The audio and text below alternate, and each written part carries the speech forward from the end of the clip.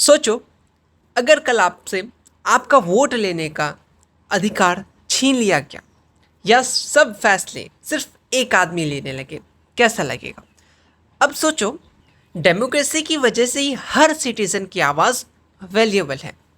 और आज हम जानेंगे वर्ल्ड की सबसे बड़ी डेमोक्रेसी इंडिया कितनी पावरफुल है और किन किन चैलेंजेस का सामना करती है। हे एवरीवन, मैं हूं साहिल दीवान AKA शिजन। कैसे हैं आप सब? उम्मीद करते हैं आप सब बिल्कुल बहुत अच्छे होंगे। Welcome to our channel matric English medium, Bihar का यूट्यूब का फर्स्ट यूट्यूब चैनल जो कम्प्लीटली बेस्ड है Bihar board English medium class 10 से। आप भी हम इंग्लिश मीडियम फटाफट से चैनल को सब्सक्राइब कीजिए, साथ में बेल आइकन को ज़रूर प्रेस कीजिए ताकि जितने भी इंपॉर्टेंट वीडियोज़ आएँ, क्योंकि चैनल ही आपके लिए इंपॉर्टेंट है तो वीडियोज़ बहुत ज़्यादा इंपॉर्टेंट है। वीडियोस को लाइक ज़रूर करना ताकि मोटिवेशन मिलता है, अपना प्यारा प्यारा कमेंट ज़रूर करके जाना ताकि आज हम लोग कंप्लीट हो जाएगा हमारा पॉलिटिकल साइंस, इकोनॉमिक्स कंप्लीट हो गया है। देन हम लोग अब फॉरवर्ड चलेंगे हिस्ट्री की तरफ, फिर उसको भी कंप्लीट कर देंगे। और ऑलरेडी हम लोग ज्योग्राफी आधा से ज़्यादा कंप्लीट करके रख चुके हैं। जो लोग बिल्कुल से नए हैं, फटाफट से प्लेलिस्ट जाओ, जा करके ये सारे वीडियोज़ देखो और अपना SST में कम टाइम में अच्छे मार्क्स स्कोर सेव कर लो।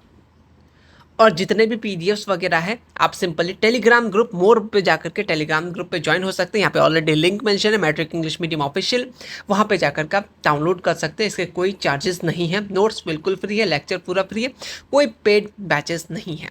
ठीक है, चलिए आज हम लोग चैप्टर नंबर 5 SCERT, जो आपने शायद पढ़ा हो, नहीं पढ़ा हो, बट कोई नहीं, वीडियोस देख लीजिए, आपके लिए काफ़ी रहेगा, एग्जामिनेशन के लिए काफ़ी रहेगा, चाहे वो ऑब्जेक्टिव हो, सब्जेक्टिव हो, आउट ऑफ सिलेबस हो, हर एक चीज़। ठीक है, आपका last chapter SCERT challenges of democracy. इससे पहले हमने क्या पढ़ा? अचीवमेंट, क्या क्या अचीवमेंट किया, क्या क्या आउटकम था डेमोक्रेसी का। अब हम लोग बेसिकली पढ़ेंगे कि क्या चैलेंजेस हैं डेमोक्रेसी में, उसके बारे में। एक 5 नंबर का लॉन्ग शॉर्ट समझ जाइए कि what are discuss the challenges of democracy, यही क्वेश्चन बना के दे दिया है ना। तो चलिए स्टार्ट करते हैं। Meaning and nature of democracy, क्या मतलब है, क्या नेचर है डेमोक्रेसी का। तो देखो, democracy is often describe as the government of the people. बहुत इंपॉर्टेंट स्टेटमेंट है, बता रहे हैं क्यों। देखो यहाँ पे क्या क्या चीज़ है, जस्ट एक मिनट, थोड़ा सा ये येलो कलर नहीं है ना, ये चल जाएगा है ना। देखो क्या है, government of the people, by the people and for the people. बहुत इंपॉर्टेंट स्टेटमेंट है। यानी जो हमारा डेमोक्रेसी है, यानी सरकार लोगों की है, लोगों के लिए है और लोगों के द्वारा है। सिंपल सा इसका मतलब होता है। ये क्या है हमारा डेमोक्रेसी। अच्छा, ये स्टेटमेंट किसने दिया? ऑब्जेक्टिव क्वेश्चन कि किसने कहा, या सिंपल सा ऐसा पूछा जाएगा कि किसका स्टेटमेंट है। Government of the people, by the people and for the people. आपको मालूम है किसका स्टेटमेंट? अगर मालूम नहीं है तो कोई बात नहीं, आप यहाँ पे ऐड कर लीजिए। मैं यहाँ पे इसलिए ऐड नहीं किया ताकि बहुत लोग बस PDF से अपना फ़ायदा उठाना चाह रहे हैं, तो थोड़ा सा उनको सतर्क रहे कि हर एक चीज़ PDF में नहीं होता, वरना सबको आजकल बड़े बड़े पोस्ट में होते हैं। हाँ, तो मैंने टाइम बचाते हुए लिख दिया अब्राहम लिंकन। बहुत इंपॉर्टेंट क्वेश्चन पूछ चुका है PYQ में, आपका PYQ में ये पूछ चुका है ये स्टेटमेंट कि आपका सिंपल से पूछा है government of the people, by the people, for the people, किसका स्टेटमेंट है? Abraham Lincoln. ये पूछ चुका है। अगर न्यू क्वेश्चन फॉर्म करना हो, मैं तुम्हें बता रहा हूँ किस हिसाब से बिहार बोर्ड क्वेश्चन सेट करता है, क्योंकि मैंने क्वेश्चन बैंक बनाया है तो पूरा सारे दिन भर वही सब देखते रहता हूँ किस हिसाब से क्वेश्चन बनाता है।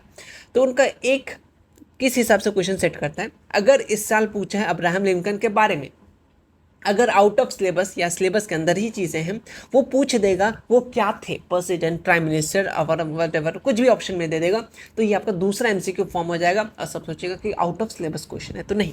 तो अब्राहम लिंकन कहते हैं प्रेसिडेंट थे, 2 ऑब्जेक्टिव क्वेश्चन।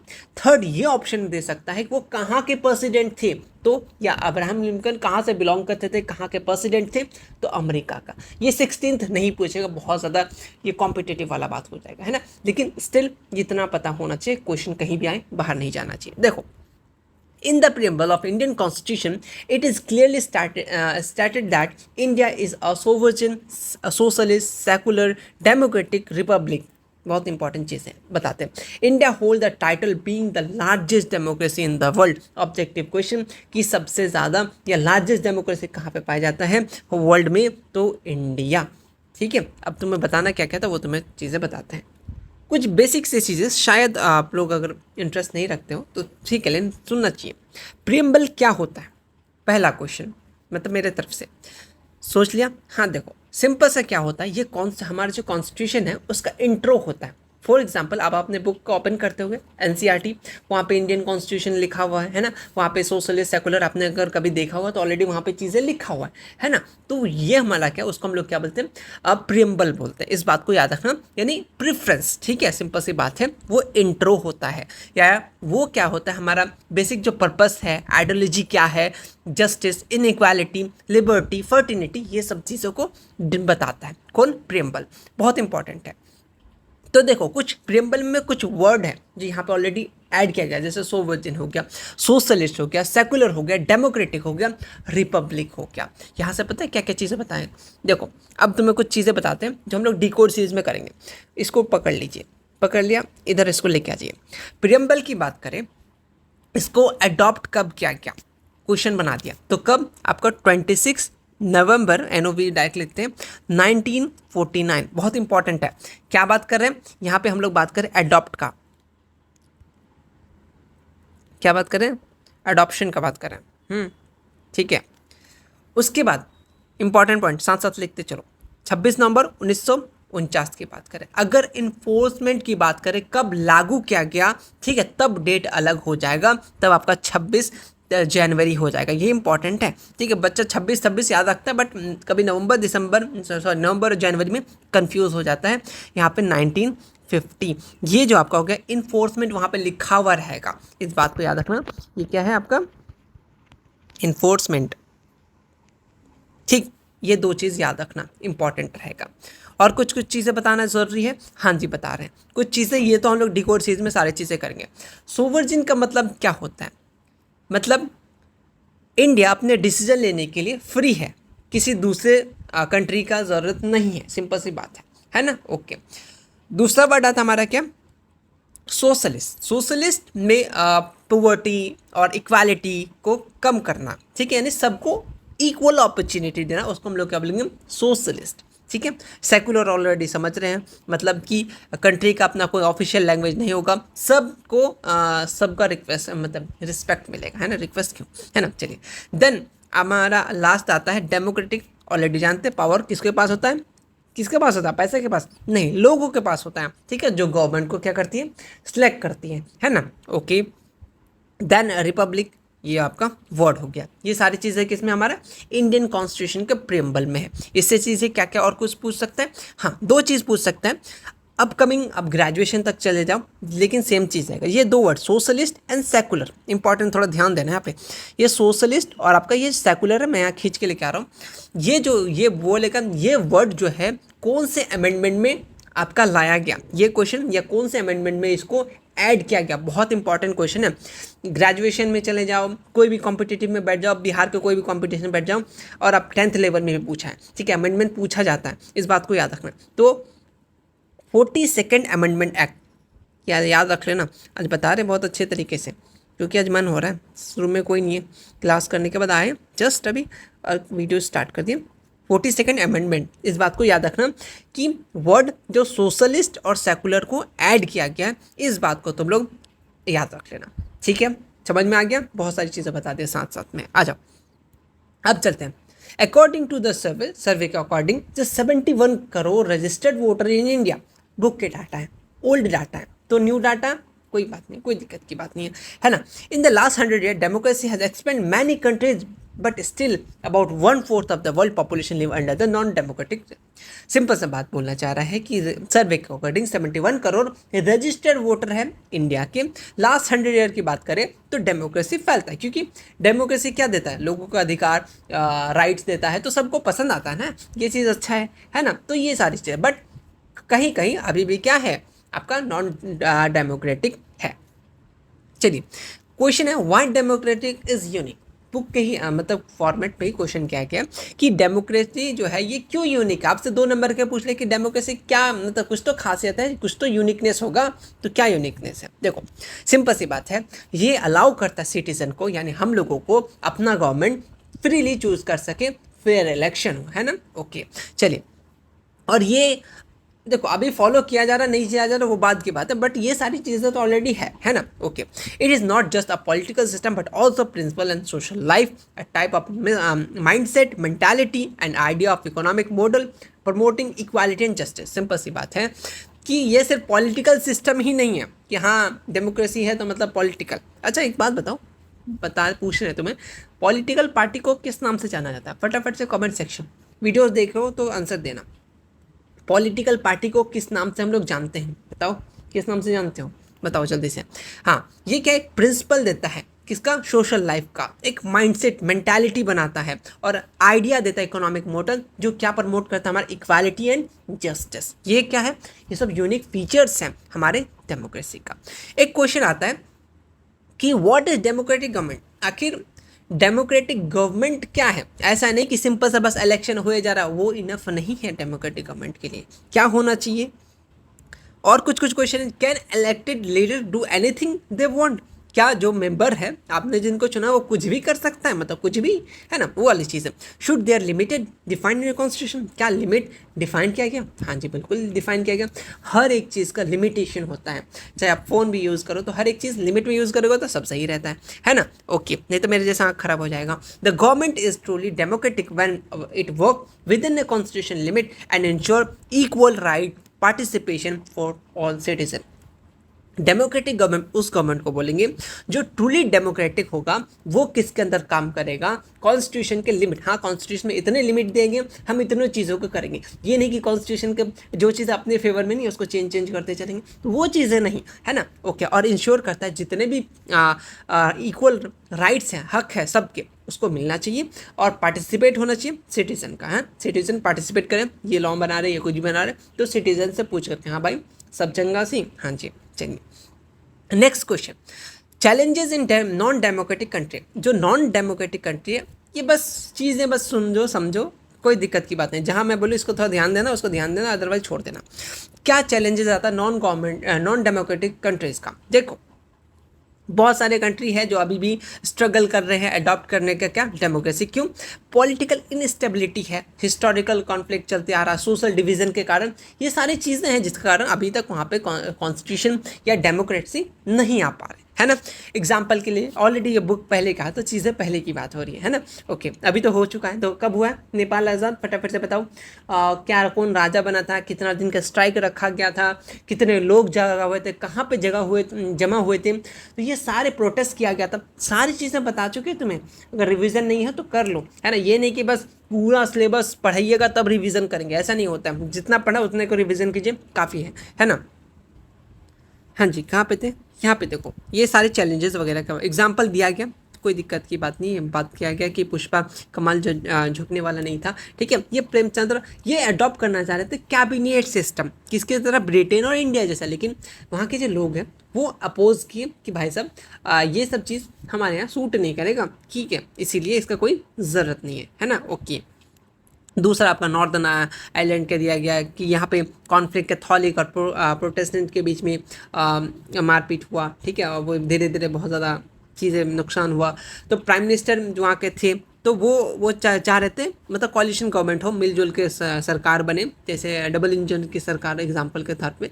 तो लेकिन अंदर ही जो इंटरनल जो डिफरेंसेस वो लोग को धीरे धीरे तोड़ दिया। जैसे कोई पार्टी जुड़ा है ना, फिर कुछ ना कुछ होते रहता है अंदर के अंदर, तो वो अलग अलग हो जाते, वही सारी चीज़ें है ना। Okay, then in country without democracy, the first challenge is establish democratic system and matches the unique political and cultural background।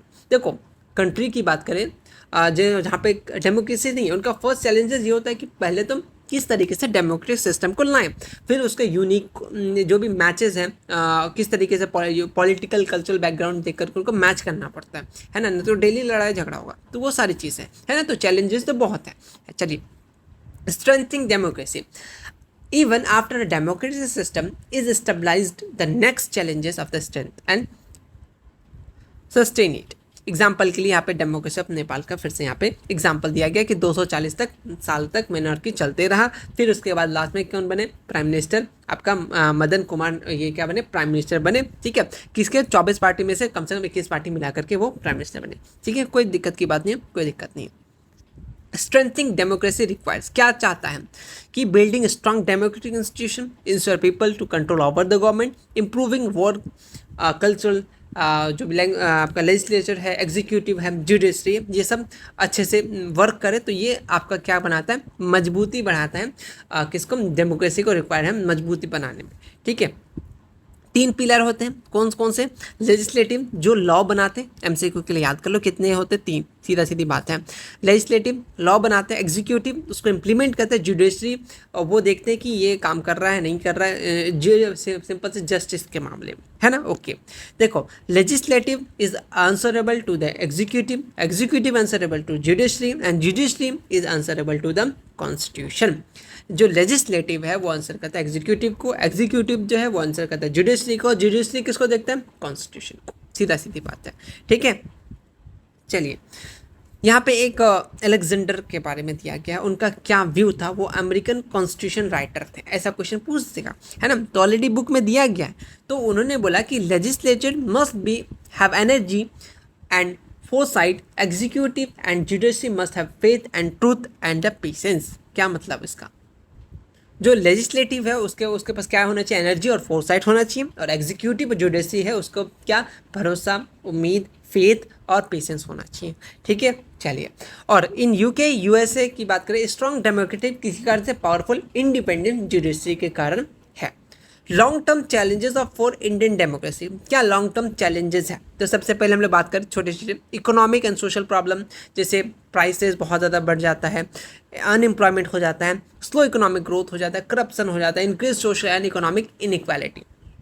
Security की बात करें, टेररिज्म अटैक हो जाता है ना, तो बहुत सारी चीज़ें हैं। ठीक, तो ऑलरेडी यहाँ पे सोशल डिवीज़न के बारे में दिया गया है और ये सारी चीज़ें हैं। तो और यहाँ पे जो चीज़ें वहाँ मैं थोड़ा सा जल्दी आना चाह रहा हूँ। 7th नंबर में हम लोग चलेंगे कि challenges in the electoral system, जो इलेक्टोरल सिस्टम है उसमें क्या क्या चैलेंजेस हैं, तो देख लो, very high election expansion in both Lok Sabha and Rajya Sabha election.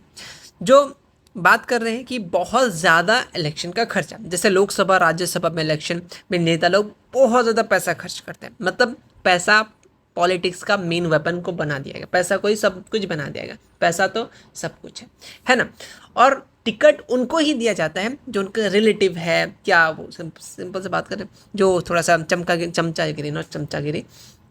चमचागिरी ज़्यादा करते हैं उसको ज़्यादा टिकट दिया जाता है एज़ कम्पेयर जो डिजर्विंग कैंडिडेट है उसको नहीं दिया जाता है। इसीलिए देखते हो दिन रात जो नेता लोग के पीछे रहता है, क्यों, टिकट लेने के लिए, है ना। ओके, और politics dominated by the caste and religion consideration, जो ये क्या होता है, कास्ट बेस्ड फैक्टर भी हो जाता है बहुत जगह पर, कैंडिडेट उसके क्वालिटी या वर्क बेसिस पर वोट नहीं मिलता, कास्ट रिलीजन डिसाइड करता है कि हाँ भाई ये हमारे कास्ट का, इसको वोट देंगे, वो उधर वाला कास्ट का है इसको नहीं देंगे, हम लोग के खिलाफ ये बनाएगा वो बनाएगा, ये सारी जो मेंटालिटी है, तो ये चैलेंजेस है ना। Okay, regional party using alliances political और फॉर पावर, जो रीजनल पार्टीज़ हैं वो अलाइंस बनाता है, गठबंधन बनाता है ताकि पावर को पा सके।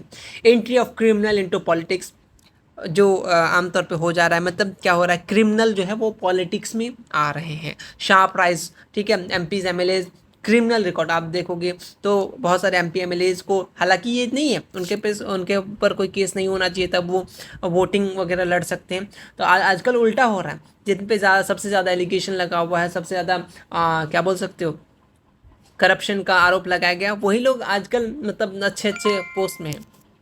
तो ये सारे चैलेंजेस हो जाते हैं हमारे इलेक्टोरल सिस्टम के लिए। ठीक है, ओके, चलिए उसके बाद एग्जाम्पल के लिए यहाँ पे नाइजीरिया का एग्जाम्पल दिया गया है कि बहुत सारे मतलब वोटर ये क्या किया था, इंक्रीज़ किया गया था। तो बेसिकली नाइजीरिया में हुआ ये था कि वोट जो कैंडिडेट थे इंक्रीज़ कर दिया गया, फिर बाद में जब उसको फिर से ये किया गया, काउंटिंग किया गया, तो देखा गया कि बहुत ज़्यादा जो विनिंग कैंडिडेट थे मतलब वो बहुत ज़्यादा उनको वोटिंग पड़ गया। ठीक है, तो लगभग यहाँ 5 लाख लिखा हुआ है ना। तो ये सारी चीज़ें आप लोग देखते होंगे, अभी भी देखते होंगे कि बहुत जगह अभी भी नॉर्मली हो ही रहा है, इसी चीज़ को लेकर के अभी इलेक्शन कमीशन पे सवाल किया जा रहा है। तो ये सारी चीज़ें हैं ना। चलिए अब लास्ट टॉपिक है, लास्ट नहीं अभी है, वुमेन इन पॉलिटिक्स। यहाँ पे ग्लोबल रिप्रेजेंट दिया गया है, रिप्रेजेंट किया गया कि कितना ब्रिटेन में कितने परसेंट है, यूएसए में कितने परसेंट है, इटली में कितने परसेंट है, ये सारी चीज़ें दिया गया। तो ये सब याद नहीं करना, बट करना कहाँ से, यहाँ से आ जाओ। After the 15th Lok Sabha election, important याद रखना, वुमेन पार्टिसिपेंट कितना इंक्रीज हुआ है, 10%। इस बात को याद रखना, पूछा गया है कि 15th लोकसभा इलेक्शन में कि वुमेन जो है रिप्रेजेंटेशन कितना इंक्रीज हुआ है, तो 10%। इंपॉर्टेंट है, ठीक है, याद रखना। और वुमेन रिजर्वेशन बिल 33% जो होता है सीट वुमेन के लिए पार्लियामेंट में क्या कर दिया गया, रिजर्व कर दिया गया है। इट इज स्टिल पेंडिंग, ठीक है, और अब तक तो हो ही गया है ना। In panchayat local government women seat भी रिजर्व किया गया है। जैसे हम लोग पंचायत राज सिस्टम के बारे में पढ़े थे, तो उसमें कितना परसेंट रिजर्व किया गया, वो सारी चीज़ें, ताकि क्या हो सके, वुमेन जो है वो पार्टिसिपेट कर सके, है ना, और क्या कर सके, जेंडर इक्वालिटी को बढ़ावा दे सके। अब हम लोग बिहार के सीआरटी पढ़ रहे हैं और बिहार की चीज़ें नहीं रहेगा तो ये मुमकिन नहीं है ना। Special challenges in Bihar, Bihar में क्या होता है, corruption, casteism, gender inequality, political nepotism, है ना, ये सारी चीज़ें। एग्जांपल के लिए जेडीयू 2009 का डिसीजन, इसमें ये हुआ था कि the party announce no relative of decreased representative would be get by election ticket. This create internal conflict in the party. 2009 में जेडीयू यानी जनता दल यूनाइटेड, एक पॉलिटिकल पार्टी है बिहार का, उन्होंने एक डिसीजन लिया कि अगर किसी एमपी एमएलए का डेथ हो जाता है तो उनके फैमिली मेंबर या रिलेटिव को बाई इलेक्शन जो सीट खाली हो गया है उसका टिकट नहीं दिया जाएगा। क्यों? क्योंकि देखो पार्टी के अंदर बहुत सारे लोग नाराज़ हो जाएंगे कि भाई साहब एक तो गया, उसका इंतज़ार कर रहे थे, अब दूसरा वो उसी को ही दे दिया, तो इनसे होता है ना। तो ये सारी चीज़ें हैं, इसीलिए। उसके बाद बहुत सारे कारण अदर भी है, जैसे कास्ट बेस्ड पॉलिटिक्स है, leader force, securing vote bank from their own caste, ठीक है, develop benefit are often given to specific caste group ignoring the general population, ये सारी चीज़ें। अदर प्रॉब्लम क्या है बिहार में, गरीबी है, लिटरेसी है, उसका नेचुरल डिजास्टर फ्लड आ जाता है जैसा अभी आ चुका है ना। ओके, वुमेन ये कैंडिडेट ये पुअर कंडीशन में है, करप्शन पंचायत ब्लॉक लेवल हर लेवल पे करप्शन हो रहा है, इसके कारण ये सारी चीज़ें हैं, ठीक है। Democracy is the best government, best form of government but it not free from challenges. देखो डेमोक्रेसी तो बेस्ट गवर्नमेंट है, बट इसमें ये चैलेंज से फ्री नहीं है, बहुत सारे चैलेंजेस आते रहते हैं।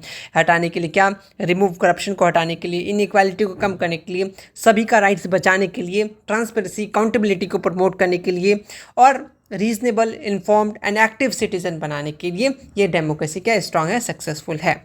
तो मेन इंपॉर्टेंट चीज़ें अगर मैं चाहे तो तुम्हें बस ये पन्ना याद करने बोल दूँ तो तुम्हारा काम निकल जाएगा, लेकिन इंपॉर्टेंट जानना था आपको कि चैप्टर में क्या क्या चीज़ें हैं, है ना। क्या मेन चैलेंजेस हैं, फटाफट से 4 नंबर लिख लो, क्योंकि मेन लॉन्ग आंसर इसी में से आ जाएंगे। तो देखो बहुत सारे इंटरनल एक्सटर्नल फीचर मतलब चैलेंजेस होते हैं। सबसे पहले पॉवर्टी इनइक्वालिटी हो गया, लिटरेसी रेट हो गया, लैक ऑफ एजुकेशन हो गया, करप्शन अलग अलग लेवल पे गवर्नमेंट का, ये क्या बनाता है, हमारे कानून को, लॉ को कमज़ोर बनाता है, पब्लिक का ट्रस्ट को तोड़ता है, तो ये चैलेंजेस हो गया। और जो कम्युनिज्म और आइडेंटिटी पॉलिटिक्स है वो हमारा क्या चैलेंजेस है।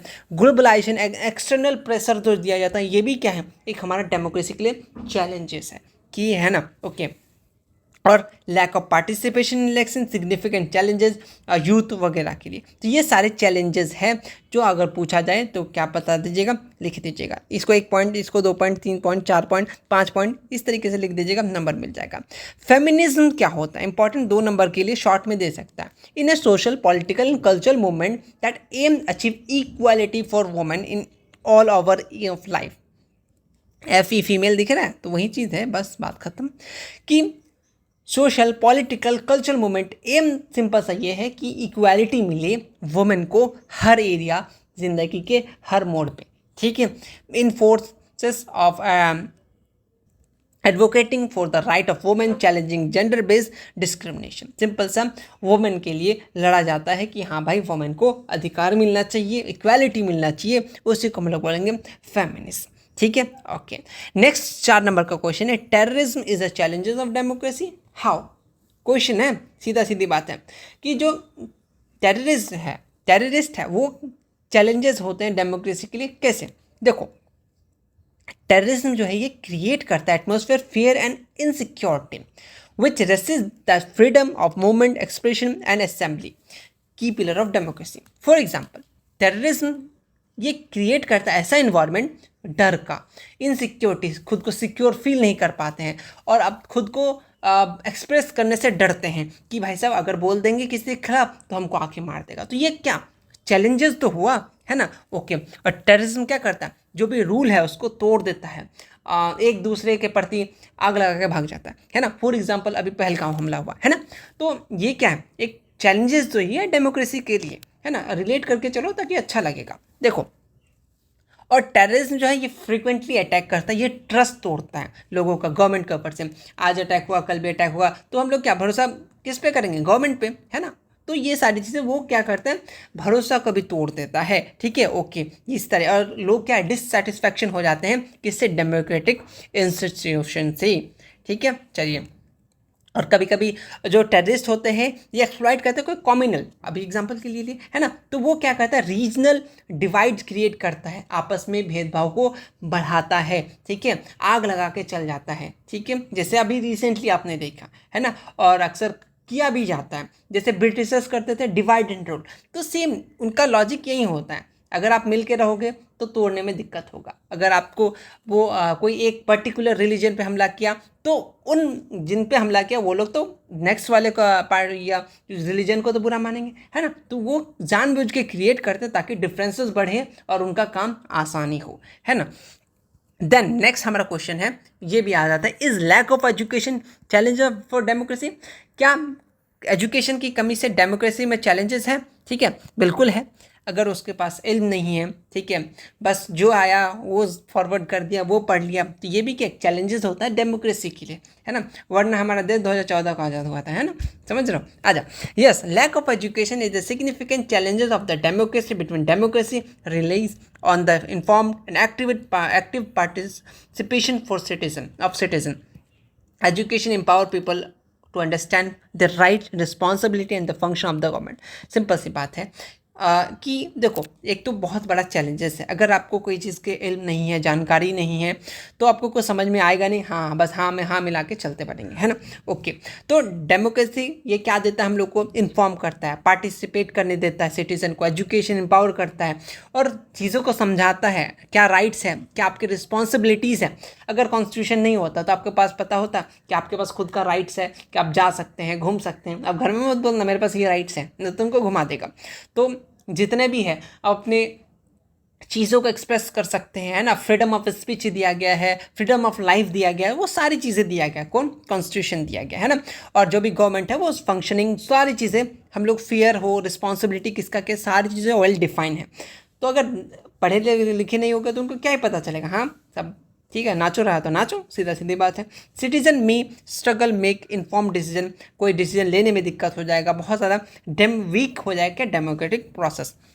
और क्या, पीपल एजुकेटेड नहीं रहेंगे तो वो पॉलिटिकल इश्यूज़ को नहीं समझ पाएंगे। एक बंदा आके जो बोल दिया उसी को सब कुछ मान के बैठ जाएंगे, एक पहलू को देखेंगे, दूसरा पहलू जाए कहीं, है ना, हमको मतलब नहीं है, एक बोल दिया, है ना। तो वो सारी चीज़ें हैं, है ना। और अपना वोटिंग का अधिकार भूल जाते हैं, रात को आया 500 थमाए, हाँ भैया आप ही को वोट देंगे, आप तुमको पैसा दिए, तो वो गलत कर रहा है, सही कर रहा है, वो स्टिल 1 साल क्या किया, 5 साल क्या किया, कुछ मतलब नहीं, लास्ट की रात को पैसा दे के चला गया, सब भूल गया। तो अगर उस पर सेंस होता, एजुकेटेड होगा, तो वो फ़र्क समझते हैं, हाँ क्या है, कैसा किसको देना चाहिए। तो हम लोग को ये सारी चीज़ें, चलिए। और देखो, बहुत ज़्यादा एक्सप्लॉइट किया जाता है लैक ऑफ अवेयरनेस के कारण से। जैसे फॉर एग्जांपल के तौर पे, अगर पढ़ा लिखा नहीं है ना, लैक ऑफ एजुकेशन है, कोई फॉर्म वगैरह आता है, हाँ यहाँ पे साइन लगा दीजिए, आपको ये चीज़ें मिलेंगी गवर्नमेंट की तरफ से, पता चला आपका ज़मीन लेके चल दिया। तो ये सारी चीज़ें हैं, ये क्या है, चैलेंजेस हो गया ना डेमोक्रेसी के लिए, रिलीजन के बेसिस पे, कास्ट के बेसिस पे, ये सारी चीज़ें। तो बिना एजुकेशन के हम लोग क्या राइट्स है वो जान नहीं सकते, हमारा वोट का अधिकार है वो जान नहीं सकते, फ्रीडम कितना है, कितना सब चीज़ें, इक्वालिटी कितना दिया गया, वो सारी चीज़ें डिफाइन है कि डेमोक्रेसी में। अगर पढ़ेंगे नहीं तो बढ़ेंगे, सीधा सीधी बात है भाई। बस इन्हीं सब के साथ हमारा चैप्टर होता है ख़त्म, ठीक है, ओके। तो मिलते हैं हम लोग next video, next subject, new chapter और न्यू आइडियाज़ और मोटिवेशन के साथ। तब तक के लिए इस पॉलिटिकल को अच्छे से पढ़ते रहिए। पॉलिटिकल में ज़्यादा कुछ खास है नहीं, ठीक है, बस समझना है क्या चीज़ें नहीं है बस।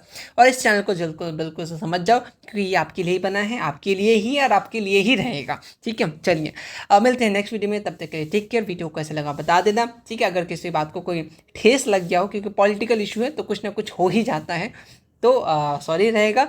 तब तक के लिए take care, thank you so much.